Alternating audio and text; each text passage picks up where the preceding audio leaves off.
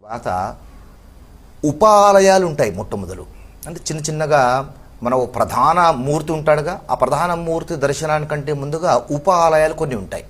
ఈ ఉపాలయాల దర్శనాలన్నీ కూడా ముగించుకోవాలి. ముగించుకున్న తర్వాత ప్రధాన దైవం దర్శనానికి వెళ్ళాలి. చివరిగానే ప్రధాన దైవం దర్శనం. మొట్టమొదటి నవగ్రహాలు ఉన్నాయనుకోండి, నవగ్రహాల దర్శనం చేసుకోవాలి. నవగ్రహాల దర్శనం చేసుకున్న తర్వాత కొంతమంది ఏం చేస్తారు, కాళ్ళు కడుక్కోవాలేమో అనుకుంటారు. అలా చేయకూడదు. నవగ్రహాలు దేవతలు.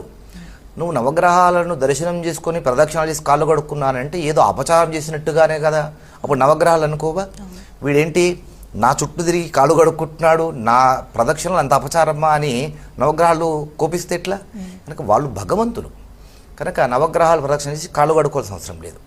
అలా ఉపాలయాలన్నీ కూడా దర్శనం చేసుకున్న తర్వాత ప్రధాన దైవ దర్శనానికి వెళ్ళాలి. చివరగా ప్రధాన దైవ దర్శనం చేసుకోవాలి. ఎందుకంటే మొట్టమొదలే ప్రధాన దైవ దర్శనం చేసుకున్నాం అనుకోమ్మా, ఏం చేస్తాము, అయిపోయిందని చెప్పేసి మిగతా ఉపాలయాల మూర్తుల దగ్గరకు వెళ్లకుండా వచ్చేస్తాం. అది పొరపాటు కదా.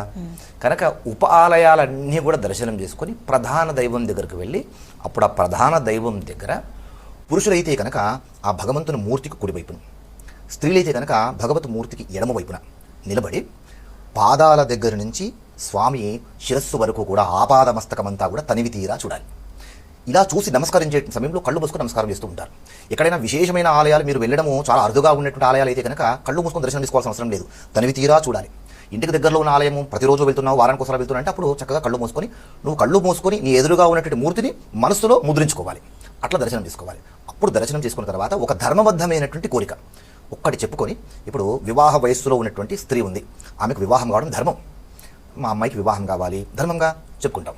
వివాహం అయిన తర్వాత దంపతులకు సంతానం కాలేదనుకోండి, సంతానం కావడం ధర్మంగా, కనుక మా పిల్లలకు సంతానం కావాలి అన్నాడు.